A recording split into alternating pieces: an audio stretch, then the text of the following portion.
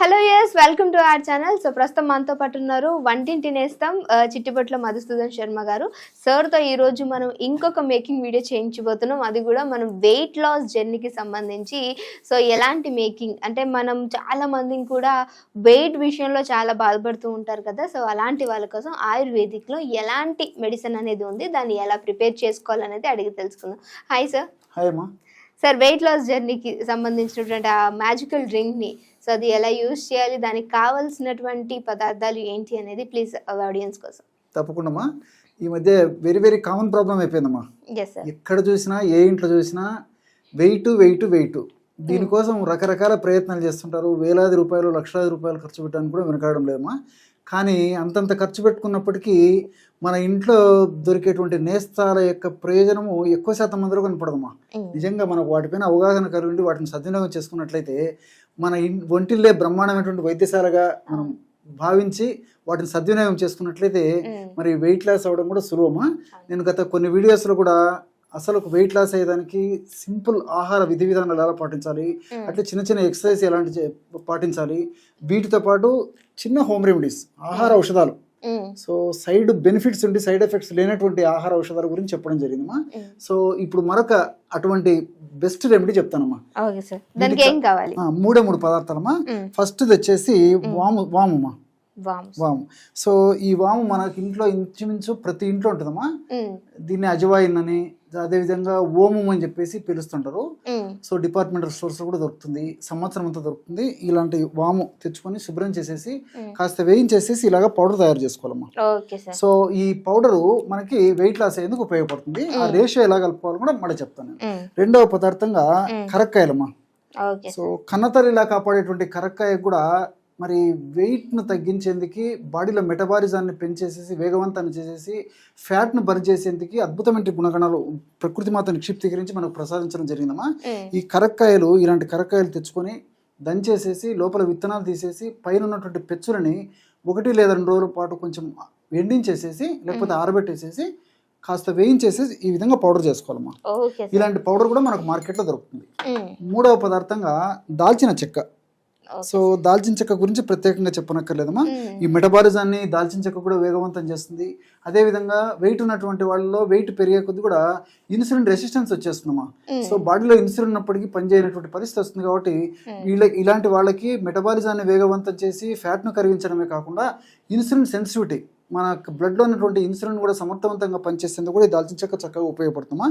ఎలా కలుపుకోవాలో నేను తయారు చేసి చూపిస్తాను. ఇప్పుడు మొట్టమొదట మనం వాము గురించి చెప్పుకున్నాం కదా. వాము చూర్ణము ఒక 100 గ్రాములు తీసుకోవాలమ్మా. ప్రేక్షకులకి అర్థమయ్యేందుకు ఇక్కడ కొద్దిగా మాత్రమే కలిపి తయారు చేయడం జరుగుతుందమ్మా. సో ప్రేక్షకులు మాత్రం ఇలాంటి వాము చూర్ణాన్ని ఒక 100 గ్రాములు తీసుకోవాలమ్మా. 100 గ్రాములు వాము చూర్ణం అయితే ఒక 50 గ్రాములు కరక్కాయ పెచ్చల యొక్క చూర్ణం అమ్మా. సో కరక్కాయ పెచ్చల యొక్క చూర్ణం కేవలము 50, అంటే 100 గ్రాముల వాము చూర్ణంలో 50 గ్రాములు మాత్రమే కరక్కాయ చూర్ణం వేసుకోవాలి. మూడవ పదార్థంగా దాల్చిన చెక్క చూర్ణం అమ్మా. సో స్వచ్ఛమైనటువంటి ఈ యొక్క దాల్చిన చెక్క మనం తెచ్చుకొని పౌడర్ చేసేసుకొని ఆ పౌడర్ని మనం ఒక 10 గ్రామ్స్ మాత్రమే కలుపుకోవాలి. అంతేమ్మా, చాలా తక్కువ కలుపుకోవాలమ్మా. సో వాము చూర్ణము 100 గ్రాములు, కరక్కాయ పెచ్చల యొక్క చూర్ణం 50 గ్రాములు, అదేవిధంగా దాల్చిన చెక్క చూర్ణం ఒక 10 గ్రాములు. ఈ 3 పదార్థాలు కలపడం వల్ల బ్రహ్మాండమైనటువంటి బరువును తగ్గించేటువంటి అత్యద్భుతమైనటువంటి ఔషధం రెడీ అయిపోతుందమ్మా. కేవలము ఒక 1/2 నిమిషం లేదా 1 నిమిషం లోపే బ్రహ్మాండమైనటువంటి పౌడర్ రెడీ అయిపోతుందమ్మా. ఇందులో ఇప్పుడు మనం చెప్పుకున్నట్లు ఈ వాములు అనేటువంటి థైమాలు, థైమకునాలు అనేటువంటి రసాయన పదార్థాలు, అదేవిధంగా కరక్కాయలు ఉన్నటువంటి అరవినోగెలాక్టాన్స్ అనేటువంటి రసాయన పదార్థాలు, ఇంతకుముందు నేను చెప్పినట్టు దాల్చిన చక్కెర ఉన్నటువంటి సినమాల్డిహైడ్, ఇలాంటి రసాయన పదార్థాలన్నీ కూడా ఈ ఫ్యాట్ను బర్న్ అయ్యేందుకు చాలా చక్కగా ఉపయోగపడినట్లు మరి పరిశోధనల ద్వారా కూడా నిరూపితమైందమ్మా. చూడమ్మా, వెయిట్ లాస్ అయ్యేందుకు బ్రహ్మాండమైనటువంటి చూర్ణం రెడీ అయిపోయిందమ్మా. Okay sir. సో మరి దీన్ని ఎలా యూజ్ చేయాలి సార్? ఎలా తీసుకోవాలి? ఈ విధంగా తయారు చేసుకునేటువంటి పౌడర్ అమ్మా రోజు 2 సార్లు అమ్మా. ఉదయం ఆహారం తర్వాత ఒక 10-15 నిమిషాల తర్వాత, రాత్రి ఆహారం తర్వాత ఒక 10-15 నిమిషాల తర్వాత ఒక 50 ml వాటర్ తీసుకోవాలమ్మా. 50 to 100 ml అయినా గోరువెచ్చని వాటర్ అయితే మంచిదమ్మా.